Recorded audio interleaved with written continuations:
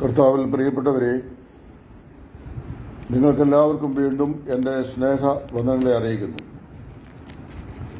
ഇന്ന് ഈ ദിവസങ്ങളിലായി മുഖപുസ്തകത്തിൽ വളരെ പ്രചാരത ലഭിച്ചുകൊണ്ടിരിക്കുന്ന ഒരു ചർച്ചാ വിഷയത്തിന് ഒരു മറുപടി പറയാനാണ് ഞാനിപ്പോൾ ഈ നിലയിൽ വന്നിട്ടുള്ളത്. കരിസ്മാറ്റിക് വിഭാഗത്തിൽപ്പെട്ട ഒരു പാസ്റ്റർ, അദ്ദേഹം കഴിഞ്ഞ ദിവസം വളരെ സ്പൊറാഡിക്കായിട്ട് സംസാരിക്കുന്ന ഒരു വിഷയം ശ്രദ്ധയിൽപ്പെട്ടു. അദ്ദേഹം പറയുന്നു, ഈ ദിവസങ്ങളിൽ മരിച്ചവരെ നിദ്ര കൊള്ളുന്ന മൊബൈൽ മോർച്ചറികളുടെ ഗ്ലാസുകൾ പൊട്ടിച്ച് ചില പ്രിയപ്പെട്ടവർ മരിച്ചവരിൽ നിന്ന് ഇവിടെ ഉയർത്തെഴുന്നേറ്റ് വരുവാൻ പോവുകയാണ്. കേരളമാകെ ഈ ഉയർപ്പിന്റെ മഹാധ്വനി ഉണ്ടാകും എന്നാണ് അദ്ദേഹം അഭിപ്രായപ്പെട്ടിരിക്കുന്നത്. അതേക്കുറിച്ച് വ്യത്യസ്തമായ നിലയിലുള്ള അഭിപ്രായങ്ങൾ അനുവാചക സുഹൃത്തുക്കൾ പറയുന്നതും ശ്രദ്ധയിൽപ്പെടുന്നു. എന്നാൽ ഞാൻ അതിന്റെ വിമർശനാത്മകമായ വിഷയത്തിലേക്ക് പ്രവേശിക്കാതെ മരിച്ചവർ വാസ്തവത്തിൽ ഉടൻ തന്നെ ഉയർക്കുമോ അഥവാ ഉയർപ്പിക്കാൻ സാധിക്കുമോ എന്നുള്ള വിഷയത്തെ സംബന്ധിച്ച് വിശുദ്ധ ബൈബിൾ എന്ത് പഠിപ്പിക്കുന്നു, എന്ത് പറയുന്നു എന്ന് പറയാനാണ് ഈ സമയത്ത് ഞാൻ ലൈവിൽ വന്നിരിക്കുന്നത്. ചില ആളുകൾ അന്ധമായി മറ്റുള്ള ആളുകളെ തെറ്റിദ്ധരിപ്പിക്കുന്ന ചില ഉപദേശ വിഷയങ്ങൾ പഠിപ്പിക്കാറുണ്ട്. വിശുദ്ധ വേദപുസ്തകത്തിന്റെ ഉൽപ്പത്തി മുതൽ വെളിപ്പാട് വരെയുള്ള എല്ലാ ഉപദേശ സത്യങ്ങളെയും ഞാൻ സമ്പൂർണ്ണമായി വിശ്വസിക്കുകയും ചോദ്യം കൂടാതെ അനുസരിക്കുകയും ചെയ്യുന്നു. എന്നാൽ മരിച്ചവരായ ആളുകളെ ഉയർപ്പിക്കാൻ ഈ ആധുനിക കാലത്തെ ശുശ്രൂഷകന്മാർക്ക് സാധിക്കുമോ ഇല്ലയോ എന്നതിനെ സംബന്ധിച്ച് വിശുദ്ധ വേദപുസ്തകം എന്തു പറയുന്നു എന്നാണ് ഞാനിപ്പോൾ പറയാൻ ആഗ്രഹിക്കുന്നത്. നമ്മുടെ കർത്താവായ യേശുക്രിസ്തുവിന്റെ ഐഹിക നാളുകളിൽ യേശുക്രിസ്തു മരിച്ച ചില ആളുകളെ ഉയർപ്പിച്ചതായി നാം വായിക്കുന്നുണ്ട്. അതില് മരിച്ച ഉടനെ ഉയർപ്പിച്ച സംഭവവും മരിച്ച് ശവപ്പറമ്പിലേക്ക് സംസ്കരിക്കാനായി കൊണ്ടുപോകുന്ന നയിലിലെ പട്ടണത്തിലെ വിധവയുടെ മകന്റെ ഉയർപ്പിനെ സംബന്ധിച്ച വിവരണവും മരിച്ച് അടക്കപ്പെട്ടിട്ട് 4 നാളായ ലാസറിന്റെ ഉയർപ്പിനെ സംബന്ധിച്ചും സുവിശേഷങ്ങൾ പരാമർശിക്കുന്നുണ്ട്. കൂടാതെ പത്രോസും പൗലോസും ചില ആളുകളെ ഉയർപ്പിച്ചതായി നാം വായിക്കുന്നു. എന്നാൽ വിശുദ്ധ വേദപുസ്തകത്തിൽ പുനരുത്ഥാനം സംബന്ധിച്ച് രേഖപ്പെടുത്തിയിട്ടുള്ള ചരിത്ര രേഖകൾ ഇങ്ങനെയൊക്കെ സഭാ കാലയളവിൽ നിരവധി ആളുകളെ ഉയർപ്പിക്കാനായിട്ട് സാധിക്കും, അല്ലെങ്കിൽ ചില ആളുകളെ മോർച്ചറിയുടെ ഗ്ലാസുകളും മറ്റും പൊട്ടിച്ച് പുറത്തു കൊണ്ടുവരാനായിട്ട് സാധിക്കും എന്നുള്ള അവകാശവാദങ്ങൾ വേദപുസ്തകത്തിന്റെ ഉപദേശത്തോടെ ഏത് നിലയിൽ വിയോജിക്കുന്നു എന്നുള്ള ചൂണ്ടിക്കാണിക്കാനാണ് ഞാനിപ്പോൾ ആഗ്രഹിക്കുന്നത്. അതിന് അദ്ദേഹം പറയുന്ന ഒരു ന്യായം, കർത്താവായ യേശുക്രിസ്തുവിന്റെ കല്ലറയുടെ വാതിക്കൽ വെച്ചിരുന്ന ഭാരമേറിയ കല്ലിനെ ഉരുട്ടി മാറ്റുവാൻ സാധിച്ചെങ്കിൽ മൊബൈൽ മോർച്ചറിയുടെ ഗ്ലാസ് പൊട്ടിച്ച് ചില ശവങ്ങളെ ഉയർപ്പിക്കാൻ സാധിക്കും എന്നാണ്. അതിലേക്ക് പ്രവേശിക്കുന്നതിന് മുമ്പ് ഞാൻ പുതിയ നിയമത്തിൽ പുനരുത്ഥാനം എന്ന് പറയുന്ന പ്രതിമാസത്തെ സംബന്ധിച്ച് പ്രഖ്യാപിക്കപ്പെടുന്ന അടിസ്ഥാനപരമാകുന്ന ഉപദേശം എന്താണെന്ന് ഞാൻ ചൂണ്ടിക്കാണിക്കാൻ ആഗ്രഹിക്കുകയാണ്. അപ്പോസ്തലനായ പൗലോസ് കൊരിന്ത്യർക്ക് എഴുതിയ 1-ാം ലേഖനം 15-ാം അധ്യായത്തിന്റെ 23-ാം വാക്യമാണ് പുനരുത്ഥാനത്തിന്റെ ഫോർമുല അല്ലെങ്കിൽ അതിന്റെ ക്രമീകരണം സംബന്ധിച്ച് വിശുദ്ധ വേദപുസ്തകം പ്രഖ്യാപിക്കുന്നത്. കൊരിന്ത്യർക്ക് എഴുതിയ 1-ാം ലേഖനം 15-ാം അധ്യായത്തിന്റെ 23-ാം വാക്യത്തിൽ പൗലോസ് അപ്പോസ്തലൻ ഇപ്രകാരം പ്രസ്താവിക്കുന്നു: ആദ്യഫലം ക്രിസ്തു, പിന്നെ ക്രിസ്തുവിനുള്ളവർ അവന്റെ വരവെങ്കിൽ, പിന്നെ അവസാനം. പുനരുത്ഥാനത്തിന്റെ സദൃഢമാകുന്ന 3 നിരകളെയാണ് പൗലോസ് അവിടെ പറയുന്നത്. വേദവിദ്യാർത്ഥികൾ ഇതിനെ 3 റോസ് ഓഫ് റെസറക്ഷൻ എന്ന് അഭിപ്രായപ്പെടുന്നു. പുനരുത്ഥാനത്തിന്റെ 3 നിരകൾ. ആ 3 നിരകളിൽ ആദ്യത്തെ നിര കർത്താവായ യേശുവാണ്. കർത്താവായ യേശു മരിച്ചവരിൽ നിന്ന് ആദ്യനായി ഉയർത്തെഴുന്നേറ്റു എന്ന് ദൈവത്തിൽ പറയുന്നു. കർത്താവായ യേശു ക്രിസ്തു മരിച്ചവരിൽ നിന്ന് ആദ്യനായി ഉയർത്തെഴുന്നേറ്റു എന്ന് പറയുന്നത് മരിച്ചവരിൽ നിന്ന് ഉയർപ്പിക്കപ്പെട്ട പല ആളുകളും പഴയ നിയമത്തിലും പുതിയ നിയമത്തിലുമുണ്ട്. പഴയ നിയമത്തിൽ നമ്മൾ വായിക്കുന്നത് അരാം സൈന്യവുമായി ഇസ്രായേൽ ഏറ്റുമുട്ടുന്ന സമയത്ത് ഒരു മരിച്ച ഒരുവന്റെ ബോഡി ഏലീശായുടെ കല്ലറയിൽ ഇടുമ്പോൾ അവന്റെ അസ്ഥികളെ തൊടുവെച്ചതിനാൽ അവൻ ഉയർത്തെഴുന്നേറ്റ് വന്നു എന്നൊരു സംഭവം രേഖപ്പെടുത്തിയിട്ടുണ്ട്. അതല്ലാതെ വളരെ ബൃഹത്തായ നിലയിലുള്ള പുനരുത്ഥാനത്തിന്റെ നിരകളെ ഒന്നും പഴയ നിയമത്തിലെവിടെയും പരാമർശിച്ച് കാണുന്നില്ല. പുതിയ നിയമത്തിലേക്ക് വരുമ്പോൾ മരിച്ചവർ ഉയർക്കും എന്നുള്ളത് പുതിയ നിയമ വിശ്വാസികളുടെ സ്ഥായിയായ പ്രത്യാശയായിരുന്നു എന്ന് കാണാൻ കഴിയുന്നു. അപ്പോസ്തലനായ പൗലോസ് അഗ്രിപ്പ മഹാരാജാവിന് മുമ്പാകെ വിസ്തരിക്കപ്പെടുമ്പോൾ അഗ്രിപ്പ മഹാരാജാവ് യഹൂദനായ തന്റെ മുമ്പാകെ തടിച്ചുകൊണ്ടിരിക്കുന്ന പരീക്ഷന്മാരും സാധുക്യരുമായ ആളുകളാണ്. പുനരുത്ഥാനം നിഷേധികളും പുനരുത്ഥാനം വിശ്വസിക്കുന്നവരും. അപ്പൊ ഈ നല്ല സമയം നോക്കി പൗലോസ് മനഃശാസ്ത്രപരമായ ചോദ്യം ചോദിച്ചു. അഗ്രിപ്പ മഹാരാജാവേ, സിദ്ധന്മാരുടെ പുനരുത്ഥാനം ഉണ്ടാകും എന്ന് നീ വിശ്വസിക്കുന്നുവോ? വിശ്വസിക്കുന്നു എന്ന് ഞാൻ അറിയുന്നു എന്ന് പറഞ്ഞു. അപ്പോൾ പുനരുത്ഥാനം എന്ന വിഷയത്തെക്കുറിച്ച് കേട്ട് കഴിഞ്ഞപ്പോൾ പുനരുത്ഥാനം അടിസ്ഥാനപരമായി വിശ്വസിക്കുന്ന പരീക്ഷന്മാരും ആത്മാവ്, ദൂതൻ, മരിച്ചവരുടെ ഉയർപ്പ് ഇത്യാദികൾ ഇല്ല എന്ന് ചിന്തിക്കുന്ന സാധുക്യരും തമ്മിൽ അഭിപ്രായ ഭിന്നതയുണ്ടായി. പൗലോസ് ആ രംഗം നോക്കിയാണ് രക്ഷപ്പെടുന്നതായി കാണുന്നത്. എന്നാൽ പൗലോസ് ഇത് ഉപദേശമായി സ്ഥാപിക്കുമ്പോൾ മരിച്ചവർ എപ്പോൾ, എങ്ങനെ, എവിടെ ഉയർക്കുന്നു എന്നതിലേക്ക് നമുക്ക് നൽകപ്പെട്ടിരിക്കുന്ന അടിസ്ഥാനപരമാകുന്ന വചനഭാഗമാണ് 1 കൊരിന്ത്യർ 15:23. ആദ്യഫലം ക്രിസ്തു, അതായത് കർത്താവായ യേശു മരിച്ചവരിൽ നിന്ന് ആദ്യനായി ഉയർത്തെഴുന്നേറ്റു. അപ്പം ഉയർപ്പിക്കപ്പെട്ടവർ അനേകരുണ്ടെങ്കിലും ഉയർത്തെഴുന്നേറ്റവൻ ഒരുത്തൻ മാത്രമേ ഉള്ളൂ. അത് കർത്താവായ യേശുവാണ്. യേശു ക്രിസ്തുവിന്റെ മരണത്തിങ്കിൽ ചില ആളുകൾ ഉയർത്തെഴുന്നേറ്റതായി മത്തായി സുവിശേഷം 27 വായിക്കുന്നുണ്ട്. കർത്താവായ യേശു ക്രിസ്തുവിന്റെ മരണത്തിങ്കിൽ മരിച്ച വിശുദ്ധന്മാരുടെ കല്ലകൾ പലതും അത് തുറക്കപ്പെടുകയും അവന്റെ പുനരുത്ഥാനത്തിന് ശേഷം കല്ലറകളെ വിട്ട് നഗരത്തിൽ വന്ന് പലർക്കും പ്രത്യക്ഷനായി എന്ന് മത്തായി രേഖപ്പെടുത്തുന്നു. അത് കർത്താവായ യേശുവിന്റെ മരണത്തോട് ബന്ധപ്പെട്ട് ഭൂമി കുലുങ്ങി, പാറകൾ പിളർന്നു, മരിച്ചവരുടെ കല്ലറകൾ തുറക്കപ്പെട്ടു, ദൈവമന്ദിരത്തിലെ തിരശീലം മുകൾ തൊട്ട് അടിയോളം 2 ചീന്തി. ഇങ്ങനെ ചില പ്രതിഭാസങ്ങൾ അവിടെ രേഖപ്പെടുത്തിയിട്ടുണ്ട്. അതില് മരിച്ചവരുടെ പുനരുത്ഥാനത്തെ സംബന്ധിച്ച് പറയുമ്പോൾ അവന്റെ പുനരുത്ഥാനത്തിന് ശേഷം കല്ലറകളെ വിട്ട് പുറത്ത് വന്ന് നഗരത്തിൽ പലർക്കും പ്രത്യക്ഷമായി എന്നാണ് വായിക്കുന്നത്. എന്തുകൊണ്ടാണ് യേശുക്രിസ്തുവിന്റെ മരണത്തിങ്കിൽ ഉയർത്തെഴുന്നേറ്റ ഈ ആത്മാക്കൾ 3 ദിവസം കൂടെ കാത്തിരുന്നിട്ട് കല്ലറയിൽ നിന്ന് ക്രിസ്തുവിന്റെ പുനരുത്ഥാനത്തിന് ശേഷം രംഗത്ത് വരാൻ കാരണം മരിച്ചവരിൽ നിന്ന് ആദ്യയാതനായി എഴുന്നേൽക്കേണ്ടവൻ യേശു ആയതുകൊണ്ട് ആ നിലയിലാണ് ദൈവം അതിന്റെ ക്രമീകരണം ചെയ്തത്. അന്നു മുതൽ കർത്താവായ യേശു ക്രിസ്തുവിൽ വിശ്വസിക്കുന്ന ആളുകൾക്ക് എല്ലാവർക്കും ഒരു പുനരുദ്ധാനം ഉണ്ടാകുമെന്ന് കർത്താവ് താൻ തന്നെ പറഞ്ഞിട്ടുണ്ട്. യോഹന്നാന്റെ സുവിശേഷത്തിൽ യേശു പറഞ്ഞു, പിതാവ് എനിക്ക് തന്നിട്ടുള്ളതിൽ ഒന്നുപോലും നഷ്ടപ്പെട്ടു പോകാതെ ഒടുക്കത്തെ നാളിൽ ഞാൻ അവരെ ഉയർപ്പിക്കണം എന്നുള്ളതാകുന്നു പിതാവിന്റെ ഇഷ്ടം. എന്ന് പറഞ്ഞാൽ പിതാവായ ദൈവം യേശു ക്രിസ്തുവിന്റെ ദാനമായി നൽകിയ എല്ലാ വിശ്വാസികളും ഒടുക്കത്തെ നാളിൽ അവരെ ഉയർത്തെഴുന്നേൽപ്പിക്കണം എന്നുള്ളതാണ് പിതാവിന്റെ ഇഷ്ടം. കർത്താവായ യേശുവാണ് അവരെ ഉയർപ്പിക്കുന്നത്.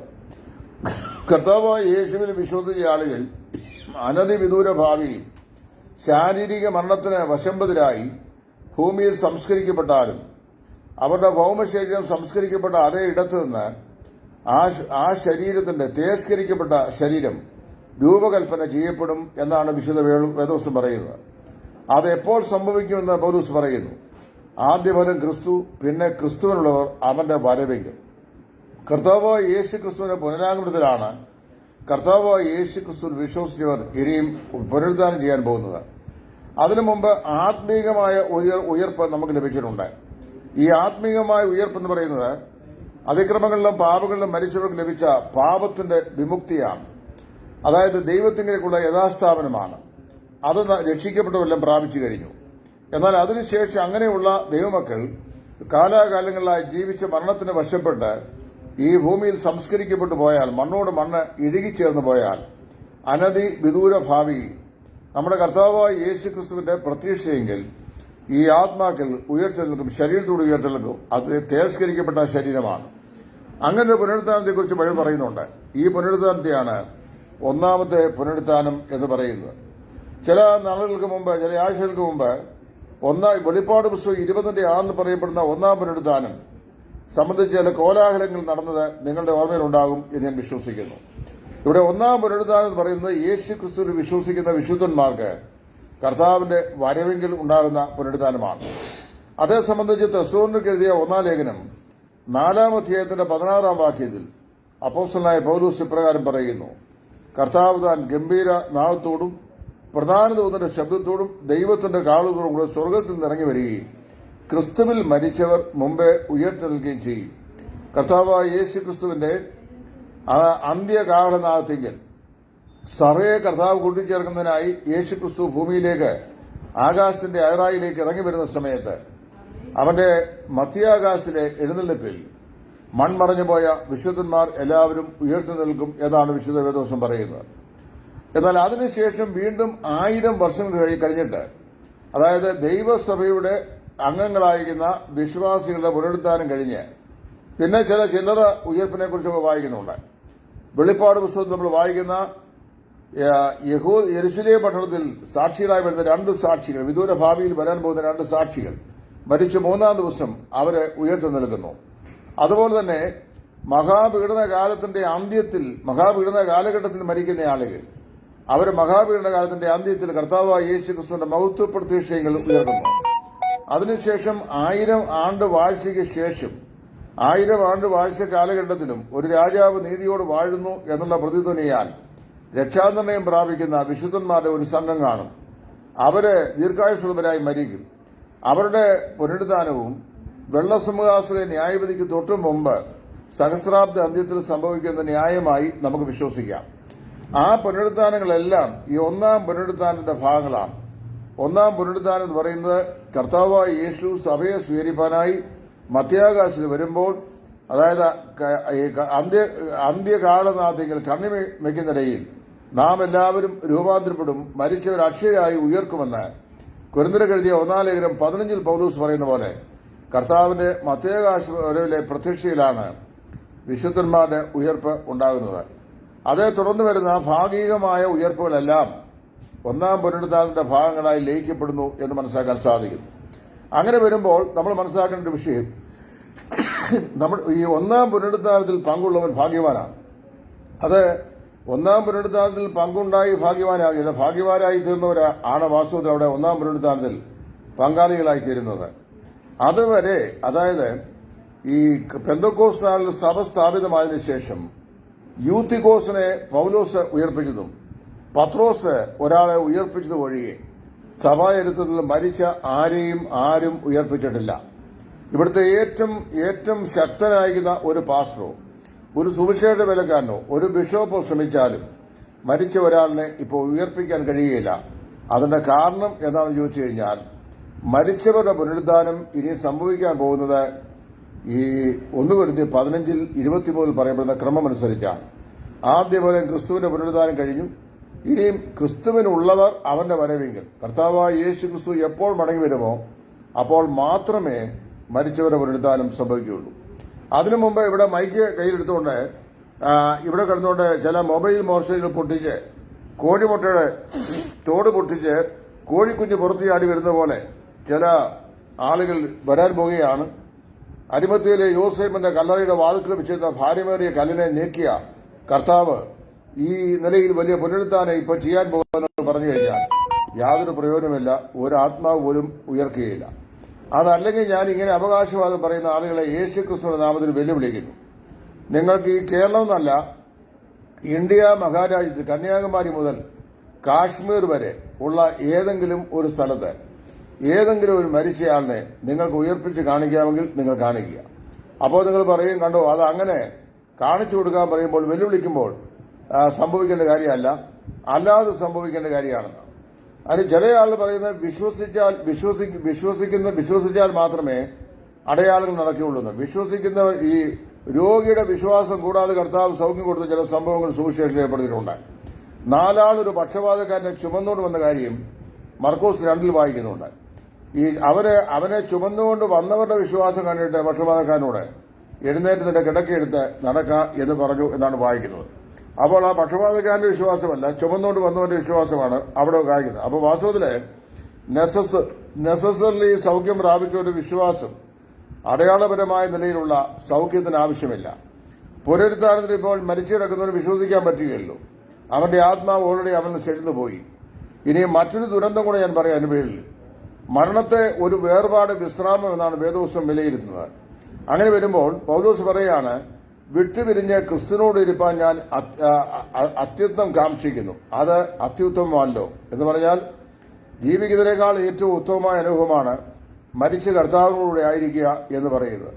ഞാൻ ഇന്നലെ ഒരു ചെറിയ റൈറ്റപ്പ് എഴുതിയിട്ടിരുന്നു. അതായത് കഴിഞ്ഞ കാലങ്ങളെക്കാൾ അധികം വലിയ ആത്മീകമായ ഒരു പ്രത്യാശ എൻ്റെ ഹൃദയത്തിൽ അങ്കുരിക്കുന്നതായി എനിക്ക് അനുഭവപ്പെടുന്നു.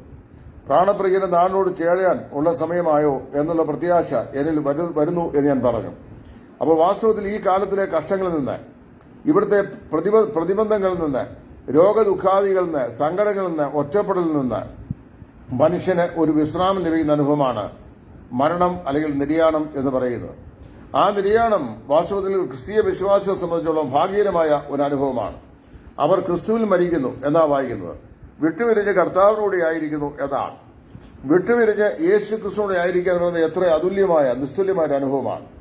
അങ്ങനെ ഇരിക്കുമ്പോൾ വിട്ടുപിരിഞ്ഞ് പോയവനെ കണ്ണാടിച്ചിൽ പൊട്ടിച്ച് മടക്കിക്കൊണ്ടിരും ഞങ്ങൾ എന്ന് പറഞ്ഞു കഴിഞ്ഞാൽ അതൊരിക്കലും സാധിക്കില്ല. ഇത് മാത്രമല്ല, ഇവിടെ റേസൺ പാസ്റ്റർ എന്നല്ല, ഒരു പാസ്റ്റർ എത്ര അക്ഷന്തവ്യമായ നിലയിൽ അവർ പ്രയത്നിച്ചാലും കർത്താവായ യേശു ക്രിസ്തുവിന്റെ മധ്യാകാശത്തിലെ വരവിന്റെ നിമിഷം വരെ ഒരാത്മാവ് പോലും മരിച്ചവരെ ഇവിടെ ഉയർക്കുകയില്ല. ഇതാണ് ഇതിന്റെ ഉപദേശം. കാര്യം ക്രിസ്തുവിനുള്ളവർ അവന്റെ വരവെങ്കിൽ പിന്നെ അവസാനം അത് വെള്ളസിംഹാസനത്തെ ന്യായവിധിക്കാനുള്ള അവിശ്വാസികളുടെ പുനരുദ്ധാനമാണ്. ചുരുക്കം പറഞ്ഞു കഴിഞ്ഞാൽ മരിച്ചവരുടെ വിശ്രമത്തിലേക്ക് പോയിരിക്കുന്നു. അവരെ ആരെയും ഇവിടെ ഇപ്പോൾ ഉയർപ്പിക്കാൻ ആർക്കും സാധിക്കുന്നില്ല.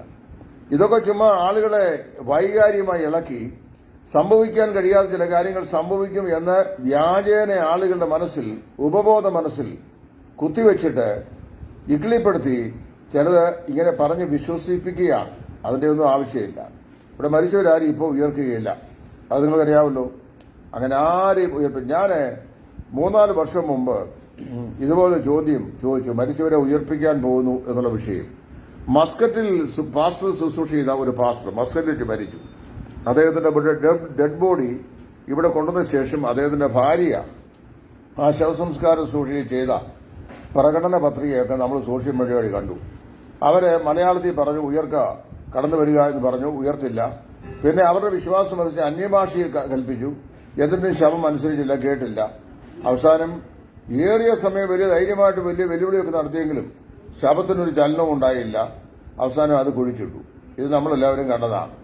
അപ്പൊ അതുകൊണ്ട് അമേരിക്കൻ ഐക്യനാടുകളിൽ ഇതുപോലെയുള്ള ചില വ്യാജ പ്രസംഗരായ ആളുകൾ മരിച്ചവരെ ഉയർപ്പിക്കാൻ കഴിയുമെന്ന് പറഞ്ഞ് ശവം വെച്ചുകൊണ്ട് കുറേ ദിവസങ്ങൾ കാത്തിരിക്കുകയും 18-19 ദിവസം കഴിഞ്ഞ ശേഷം അത് അടക്കം ചെയ്യേണ്ടതായ ഗതികേട് വന്നിട്ടുണ്ട്. മരിച്ചവരെ കുഴിച്ചോട്ടെന്നാണ് കർത്താവ് പറഞ്ഞത്. മരിച്ചവരെ സംസ്കരിക്കുക ചെയ്യുന്നത്.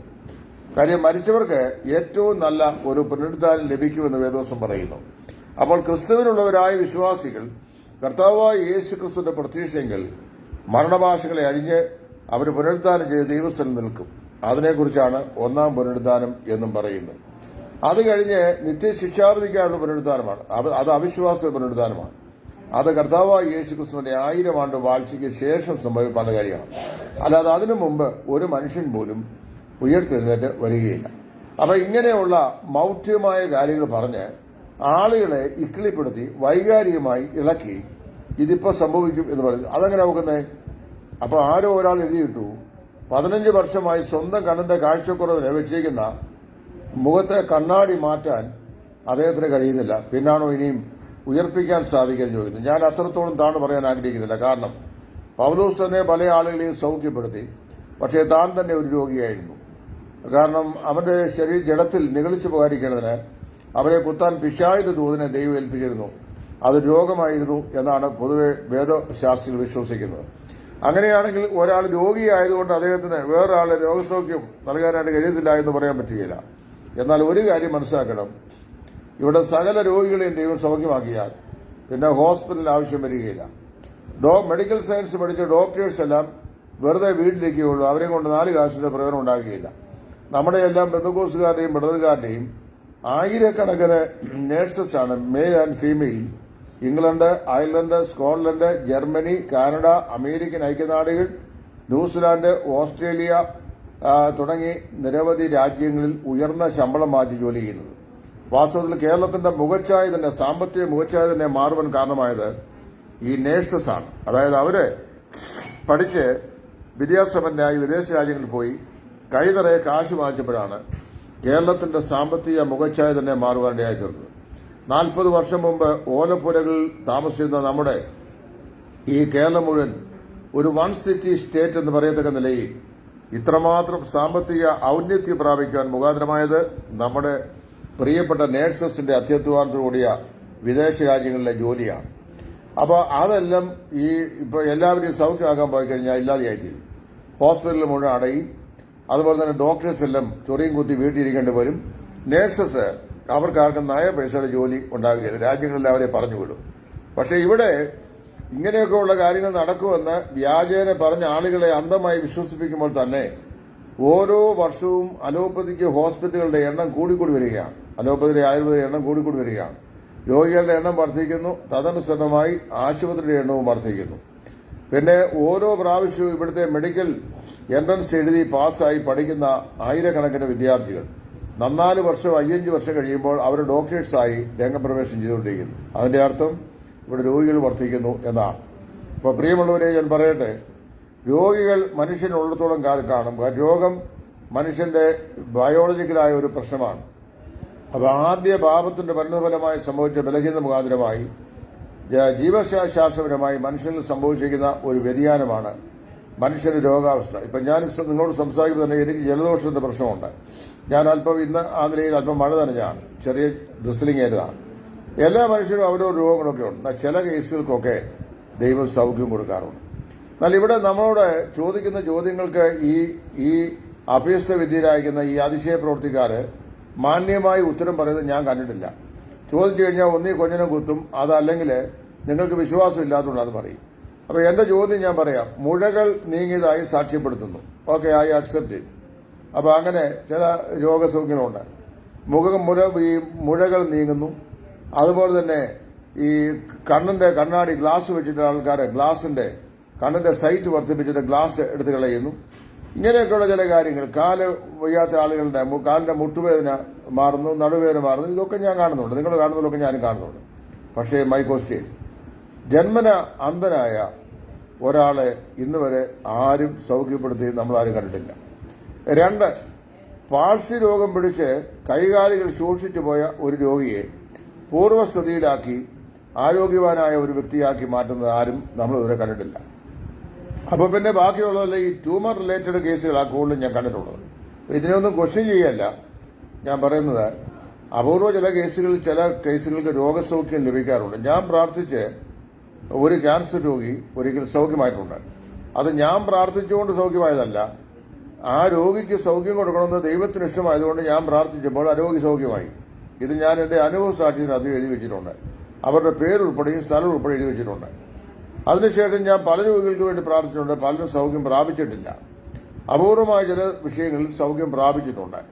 എന്നാൽ ഞാൻ പ്രാർത്ഥിച്ചുകൊണ്ട് ഞാൻ വരപ്രാപ്തനായതുകൊണ്ട് ആളിന് രോഗസൗഖ്യം ലഭിച്ചൊന്നല്ല. ചില കാര്യങ്ങളിൽ ദൈവം തന്റെ നാമത്തിന് മഹത്വം സമ്പാദിക്കാനായി ചില സമയത്ത് ദൈവം ചില അത്ഭുതം എന്ന നിലയിൽ ചില രോഗികളെ സൗഖ്യമാക്കും. But God doesn't heal all the sick. ദൈവം എല്ലാ രോഗികളെയും സൗഖ്യമാക്കുന്നില്ല. അത് നമ്മൾ പ്രത്യേകം മനസ്സിലാക്കേണ്ട ഒരു യാഥാർത്ഥ്യമാണ്. ഇനി മറ്റൊരു വിഷയം, ഈ മരിച്ച് മൺമറയുന്ന ആളുകൾ, മരിച്ചവരെ മൺമറയപ്പെടണമെന്നും അവരെ നീ മണ്ണാകുന്നു, മണ്ണിലേക്ക് തന്നെ ചേരുമാറാക്കുമെന്ന് ദൈവം പറഞ്ഞു. പാഞ്ചഭൗതികമാണ് ഈ ശരീരം. 16ലധികം രാസിക യൗഗങ്ങളുടെ സംക്ഷിപ്തമാണ്. Carbon, silicon, potassium, magnesium, manganese, iron, copper, silver, sodium chloride, കൊഴുപ്പ്, വെള്ളം, കുമായം, പിന്നെ ഇങ്ങനെയൊക്കെയുള്ള 14ലധികം രാസഘടകങ്ങളുടെ സംക്ഷിപ്ത രൂപമാണ് ഈ ഭൗമശരീരം. ഇത് മണ്ണിലേക്ക് തന്നെ തിരികെ ചേരനാണ്. അപ്പോൾ ഈ ശരീരം ഇനിയും ഉയർക്കാൻ പോകുന്നത് ഈ ശരീരത്തിന്റെ ഭൗതികമായതൊന്നും പ്രാപിച്ചുകൊണ്ടല്ല. അതായത് ആത്മീയരെ പോലെ ആത്മീയൻ, സ്വർഗീയനെ പോലെ സ്വർഗീയനും ഭൗമികനെ പോലെ ഭൗമികനുമാണെന്ന് പറയുന്നു. ഈ ഭൗമശരീരം മരിച്ച മണ്ണിൽ സംസ്കരിക്കപ്പെട്ടാൽ പുനരുദ്ധാന ദിവസം ഈ ഭൗമശരീരത്തിൽ നിന്ന് യാതൊന്നും പ്രാപിക്കുന്നില്ല. ഈ ഭൗമശരീരത്തിന്റെ രൂപം മാത്രമേ പ്രാപിക്കുന്നുള്ളൂ. വസ്തുക്കളൊന്നും ഭൂമിയുടെ ഒന്നും കാര്യം. അത് ഗ്ലോറിഫൈഡ് ബോഡിയാണ്, തിരസ്കരിക്കപ്പെട്ട ശരീരമാണ്.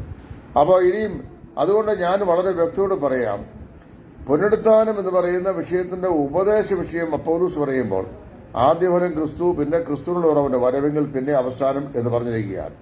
ഈ 3 നിരകൾ പ്രകാരം മാത്രമേ പുനരുത്ഥാനം സംഭവിക്കുകയുള്ളൂ.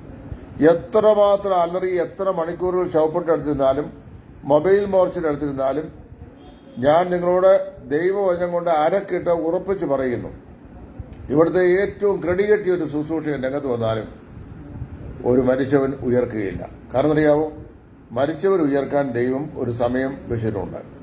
ആ സമയത്ത് മാത്രമേ അവർ ഉയർക്കുകയുള്ളൂ, അല്ലാതെ ആരും ഇവിടെ ഉയർക്കുകയില്ല.